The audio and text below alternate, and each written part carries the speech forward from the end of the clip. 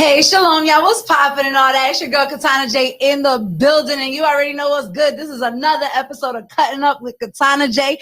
And guess what? I got a special guest for y'all. I'm pretty sure a lot of y'all know who this guest is. This is Trev Mulah. Say what's good, Trev. We here, you get me. Oh, yeah.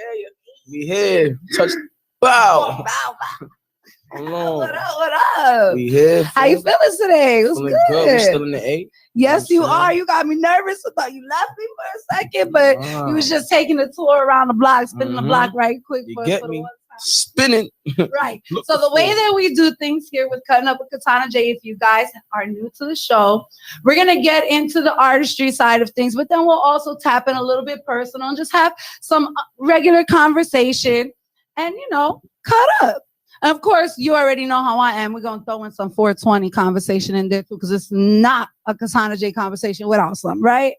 Okay, so let's first start off with your artistry, with the business side, right? Okay. So if people never heard of you before, don't know who you are, let them know a little bit about yourself. Who are you? What do you do? Okay. So business side of it, besides music, if people would have,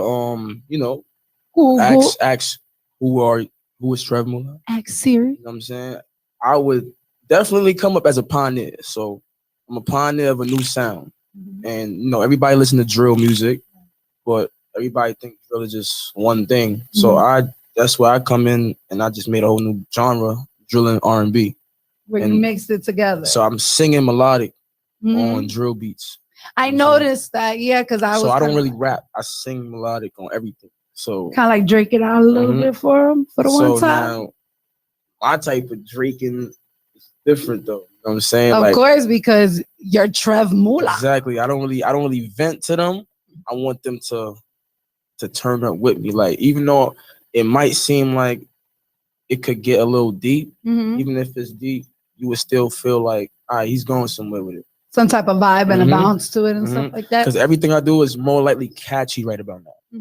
It's not just like something that will just go over your head. It's something that you probably hear right now and then go back to later. Like, I hear that in my head again. So with inventing this new genre and this new style, did it like take some time into developing, or was it just something that was like, oh shit, and it just like kind of like happened? Honestly, during the UK, I work with Legendary Keys, one of my producers in the UK. He was doing drill for a lot of artists, like beats and stuff like that, getting a lot of artists on it. And then we just sitting there like, I should start rapping on drill. I just like the beats, slap. You know what I'm saying? Right. When I started singing on it, it sounded different. And I realized like, all right, not a lot of people doing that.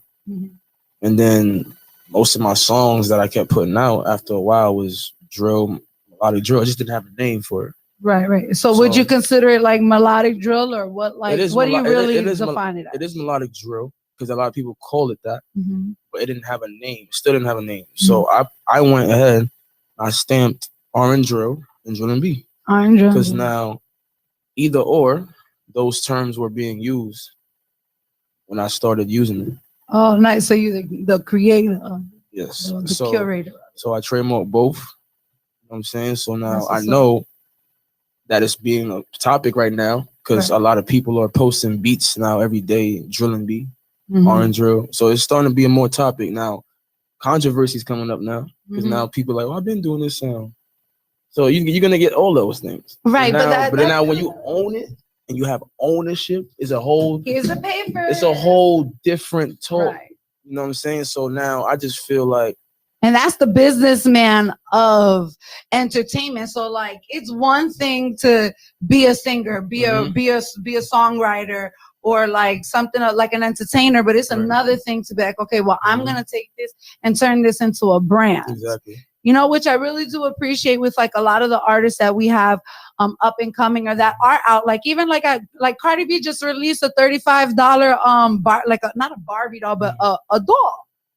You know what I mean? And Reebok sneakers, different things of that nature. And it's like, even like with Snoop Dogg with his wines, and people are like tapping into different other genres, not just the one thing, because it's kind of like, all right, eventually I'm not going to want to keep doing tours all the time. I'm going to want to sit down. You're going to have to get money everywhere.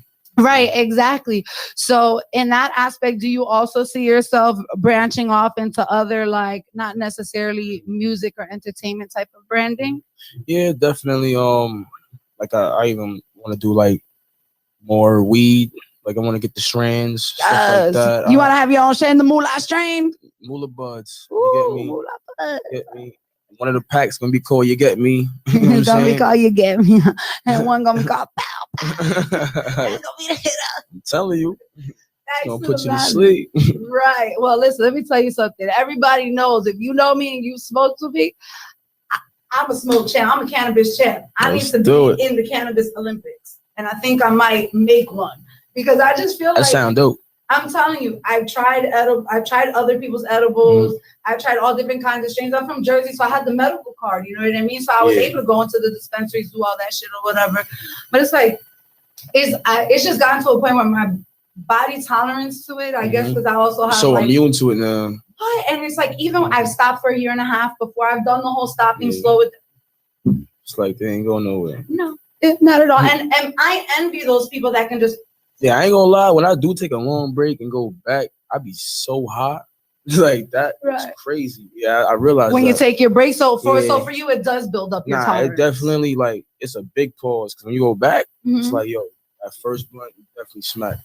So blunts are more of your preference? I like papers and fronto. So you like papers and frontos? Yeah. That's your favorite? See, it's funny because a lot of people, it's just. And I roll it two different ways, though. I could roll it with the strip or I could just crush it up. But in UK, that's how we roll too. So. Which way do they roll papers in front? They don't have no backwards in the UK. I know they don't. Like if they do, they have no backwards. They serious? They don't sell tobacco. No way. They don't sell tobacco products. The only thing they got is cigarette. See, and you know why? That's because us people over the pond, we're a bit more posh. We're a little less of what do they call it? Savage, is it? Yes, no. We actually have, some class to us. Oh, by the way, my name is Libby. Nice to meet you. Nice to meet you too. You know, I come around once in a while when, Katana needs help. Okay. Or, when she gets lost in things. And then once in a while when someone like yourself, loves to big up the UK. I really appreciate you get that. Me. I understand you. that was on point. Yeah, I'll tell you. It's so funny. I've always been that way since I was a kid. Like, I'll just throw out different, like, accents. And, oh, my God, I used to have a homegirl, me and her daughter, will go at it for hours and not break. She's like, shut the fuck up. You're killing me. And I'm like, okay, accomplished. Yeah. I'm a little sister, so it's only right that I have that little. Yeah, you gotta push that button. You know what I'm saying? My favorite that my sister hated was the. Get your finger I'm not touching you, shit. Because I remember what we were talking about earlier about energy. Yeah. Energy is real. So for me, I knew it would fuck with her. I'll just go like this. My energy, she could feel that shit. Mama, you're not even touching it. Like, she's getting annoyed though. Don't touch me. But yeah, anyway. So do you have any siblings? Yeah, I got 2 sisters and a brother. Where do you fit and sit in the map? Little, younger, middle? Younger. I mean, no, I'm the oldest. Actually. You're the oldest? Yeah. Okay, so where was it like that kind of like, I'm the eldest, have to take care of the younger ones and the baby got away with everything type of thing? Or no? Not really. It was like in between. I was helping. Yeah, my parents still do. I'm helping out. And then when it's separated, and I still kicked in because I realized, they're gonna look up to you regardless of the end of the day. So one way or another, right?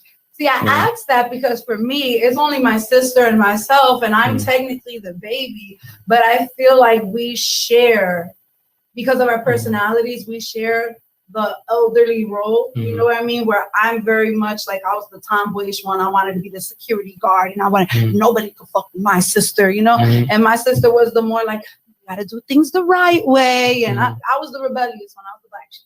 Yeah, I get you. Right, you know what I'm saying? I mean, I could tell, like, in most families, I realized that too, from the oldest down to the youngest, you can see the difference of each child because it's like different time. Right, and it's like the first one is like, okay, we don't know what we're doing. We're figuring out. By the last one, we're like, shit. Yeah, that's the bull right there. Yeah, the last one's the bull. Right, but though, I'm not gonna stun on you. There was for a big chunk of my life, I was a little jealous because my sister had a baby book, and I looked at my mom like, fuck me, right? Just fuck me. So my mom, for like my 14th or 15th birthday, had made this hat. It was, I'm gonna say, a half-ass baby, but she filled it up as most as she could. But it was so cute. I was like, oh, I have one now. But it took me till I was 14 years old to fucking get one. Yeah, that's a it long was so time. funny. Oh my god! But at least she built it up. Right? Did you guys ever have like prank wars? You guys ever like prank on each other? It don't be. I don't know. Nah, it don't be getting that deep. Like we be. I ain't gonna lie. I'm like, it comes from a Guyanese family, so it's like more stern. It's more stern. Stern. It's not. Oh, so more like strict, like. See, like me being Puerto Rican, like I had the strict too, but at the same time, my dad is a jokester. So like, we have curly hair. We're Hispanic. It takes 2 hours to straighten this motherfucker, and you are really gonna sit there and pour a tub of Coke? Yeah, over and over trying to do. Oh, it's not fair. You know what I mean? But I almost could kind of like see, like, so when you go on tours and stuff like that, y'all don't be fucking with each other. Siblings. I mean, like with your people, your peers that you go on tour with, like you know, like tour rivalry or like pranking on somebody, or let me see if he sees that I fucked with him. Yeah, all the time. See, that happens. Yeah, the little kid in me likes to fuck with people, so I'm like, you gonna see me? Like me too. It's like I feel like that family stuff, like me, like growing up stern too. Right. It kind of like, I guess, made me operate certain ways. So like I'm more on point. Right. So certain situations, like I just know. I could feel it before it happened. So like you're very intuitive. And it's because I don't know, it's like how my father raised us to be alert. Certain, like I have fun, but I know how to have fun and still be alert. And still aware to everything. Aware, because people could, I witness it all the time. People could have fun and not be aware of anything. Right, and be completely oblivious. Lost. Like it could happen too, and they still lost. Like they didn't even know what happened. Right, completely. Even if you spin it back on them, they're like, huh. So that's why I'm always aware. Like I look people in their face anytime I go. Now, like I never used to do that. Like because as an artist now, I have to develop certain things because I wasn't a person to be a people person all the time. I had to learn how to do that. I had to learn how to really look people in their face now. Because now when I go places, people are like, oh, I know you, so. Right, or want to like come up to you, shake your hand. Yeah, so now I just I do it. You know right, kind of like humble it a little bit, like, you know what, all right. Because I feel you too, because you got to get used to it. So sometimes you like people, sometimes you don't like people. But when you're an artist, you got to kind of like people no matter the fuck what. Because now you see the difference of it. Like, these people don't give a shit who you are, but they obviously like something about you. Right. Like it's something there that you still spark to them. Absolutely, you know, and just like like you said, being a human, being yourself, being like, hey, look, listen, just because my check may have a little couple extra whatever's in there compared to yours doesn't really necessarily doesn't mean that we don't have feelings. It don't mean like it's the same thing. Like it's just a different level and different type of careers and things like that. That's the only thing that makes it a little different. But as in life and human beings, ain't no difference. People can have $1 billion and still stressing. Absolutely. You know what I'm saying? So. Like, so in that case and in that nature, let's say like for the artists that are coming up, thinking about wanting to take this more to a professional level, do you have any like gems or anything that like suggestions or anything that you can kind of like give them to kind of help them along their way? I would say me learning as in doing my own type of music and going through my steps, I would say try to own everything first. Trademark your name at least. If you're going to start music, trademark your name first. Just make sure your name's available. You know what I'm saying? Like you don't want to use in somebody else's name. Somebody take you shit right from my name. Like that almost happened to me. Like I had a name, because like I said, I was learning certain things. So when I came out with Trev Mulah, that's my name, and I still have it to now. You know what I'm saying? But when I first came out with it, somebody else tried to run with my name too. So I was going through weird stuff, like people seeing to come up and then they trying to come out of nowhere and start like using certain things of mine, and it was getting out of hand. But when I realized certain things, you know, you got to get that paperwork, that trademark, the copyrights, and like, oh, you can't touch my stuff now. Right, because as long as I have the paperwork on. So it's these simple things you just do, it just cover your ass. Right. Hey, so that's the gem right there. Cover your ass. The simple things, even the simple things, cover your ass. And it's funny. Fun fact, I went to the Institute of Audio Research. I graduated in 2009. I was working with a producer. Shout out to Self Service. His name is Self Service. Very well-known producers. Worked with a lot of big names, DMX and Bone Thugs and Harmony, a bunch of people. And I remember that was one of the first gems that he gave me too, where he was just like, "Bro, just cover your ass. As long as you do what you gotta do, can't nobody fucking say nothing to you. Can't nobody fuck with you." Mm-hmm. You know, and you also got the receipts, got everything. Right. And it's like, it also kind of almost gives you the availability to be like, sit a little comfortable to be you, because you know you have that security. That's why even with this drilling B and the orange drill, like I'm so comfortable right now because I'm still hearing people coming out now more with my type of sound.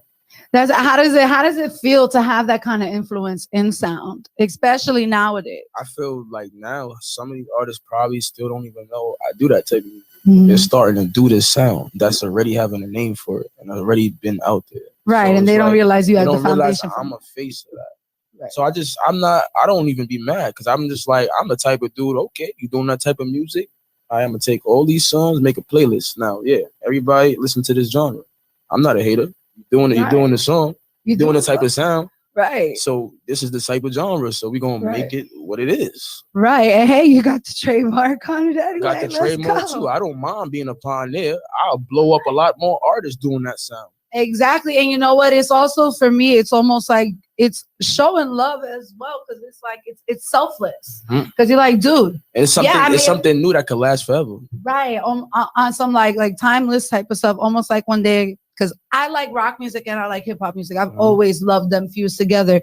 And I remember years ago, I was like, I just need to find a producer. I had something in my head where I'm like, bro, I need somebody to take this country song and take this hip hop song and mash them bitches together. I promise you it's a hit. I promise you it's a hit. Fucking 4 years later, Little Nas X comes out with some shit. 4 or 5 years later, I've been... But like you said, if I really, really, really like felt strongly about that, I could have done that. Yeah, that's something. You know what I mean? But that's something else too. Like, go with your gut feeling. Like, even if you got an idea, you should copyright or trademark that shit, because somebody gonna hear it and somebody will execute it. Right. If you could think of it, somebody else somewhere else is probably trying to tell you, it's the business world. Like, all these ideas that come out. And it's not always that person's idea. You know what I'm saying? So that's why I feel like there's a lot of things I did. I didn't even know it was trend setting until I did it. Until you did it. Right. Because you were just doing you naturally. So I feel like anything you realize that you do that's naturally unique, you should just own that. So let me ask you a question. Do you going back into some more artistry stuff? What's your, like, when it comes to music, do you more prefer performing over recording over I prefer recording because I record a lot of songs. Like, and I love recording. Once I hit a beat, my mind start running, I could start creating anything. You know what I'm saying? But performing I do love too, because I like to see, like, I was never a performer, but I got used to it. Obviously, you know, getting booked at a lot of different venues. It comes with the territory. And then the way that the engagement is at the party is starting to get more intense. So I just know, like, they loving it. The ladies love it. Yeah. That's what's up. So now, when you're in the studio, do you have to like set a certain mood or a certain vibe? Is there certain like processes that you have to do in order to get yourself into that rabbit hole, or do you just click into it? More or less, I have to have a good beat. So I go through my beats that I usually have for my producers. I would just run through them. The one that actually just snapped to me off rip, I'll just load it up. So that's the one I'll load up, start rolling my weed. I just go in the booth, and I don't really write. So so you just go off a freestyle? Yeah. So I would go in there, and I just rap the hook. I like catchy music. Because I just feel, even me, like, most of the songs I listen to was because I could remember it. Right. So I run with that. Like, I'm gonna make sure you remember my hook. Right, because it's gonna be catchy and Right. memorable. Even like, like those little random ass commercials back in the day when we were kids. Right. Like I'll never forget the numbers to their company or whatever and stuff like that, just because of the way that they sang it or how they made it kind of like, catchy. So it's something that kind of like burns into your head until that you just gotta start humming it and just gotta hear it again. Until it forces you. You know what? I gotta hear this. Like what's that song again? Like, what was that shit? So now also I know that you do also some acting too, huh? So you talk to me about that. I know you were saying that it should be going on to Netflix or Roku. Can you talk about that show and what's going on with that? Me and China Mac, shout out to Misty TV firm, of course. Holding it down. We definitely doing The Jungle. It's called The Jungle. It was a promotion for a collab album me and China Mac did. So The Jungle was promoting one of the songs. And off of that song alone, the web series was doing very great, which gave the song more like, so it definitely went hand for hand. But we didn't think it would have been like a crazy sensation where it looked like a movie. So now it's drawn a lot of attention. So we're definitely making it more solid now. We're gonna actually revamp it also because we're looking to make it a TV show. So it's a lot going on. Wow. A lot going on with that. That's what's up. And you see, guys, just like what we were saying before, I guess this is the theme of our conversation on, planting that little seed, getting, something, even if you didn't think it was going to blow up to some shit. And that's something that was something me just trying to act. Like, oh, we're going to do this. I just did it. How do you like that? And it just came out natural. Everything I did there was natural. Well, is it scripted or is it improv? No, so nothing was scripted. Like everything we did was just on spot. Like, all right, we're gonna do this, and that's what we did. Right off the top of the head, right? Yeah, that's what's up. And you know what? Honestly, guys, I do love improv acting. So I'm also on a web series as well. It's called Atlanta's Ugly. It's on YouTube, and with them, same thing. Improv acting. Hey guys, this is the scenario. Okay, got it, ready, set, go, and you just say it the way that you would. Yeah, because it looks more real and natural. It don't look like you reading somebody else's words. Like, oh, this is not her. Right, and like he would not say it that way. Yeah. You know what I mean? It brings out more of your character.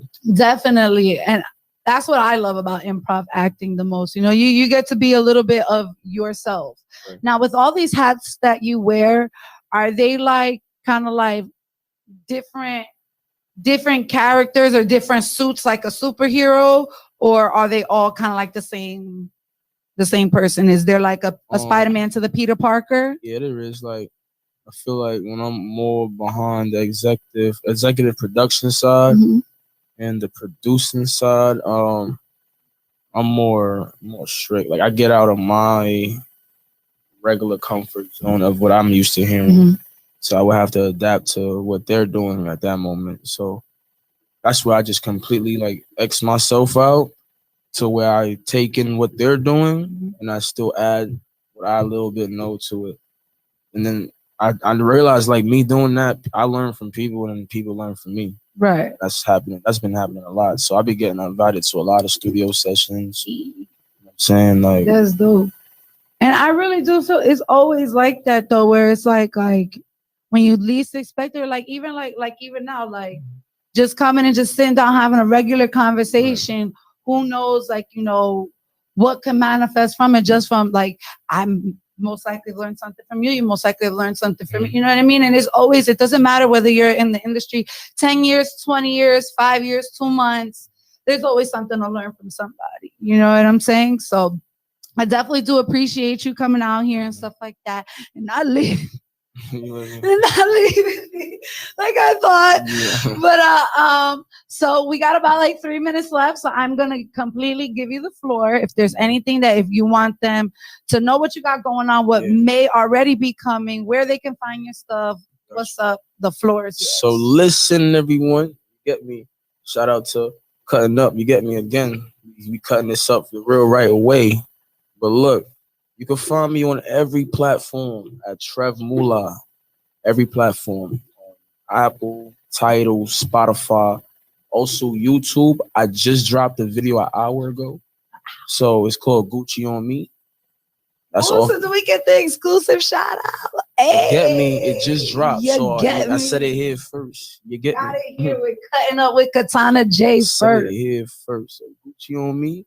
That's the new joint that's out right now. That's off my last tape called Drill and B. That's the new genre. So if you didn't hear that, you watch that new video. If you like the song, make sure y'all go tap into that EP, Drill and B. Can't miss it. And we on everything. IG, the same thing. Twitter, the same thing. Every social, Trev Mulah. Google me. Google him. Can't miss me. Can't miss me. All that. So you already know what's good. Once again, one time for the one time. It's your girl Katana J, and I am out here with J Vids Productions, and I'm here with my boy Trev Mulah for the one time. Don't forget to follow me, like, share, subscribe for the one time, and we'll see you next time. Peace.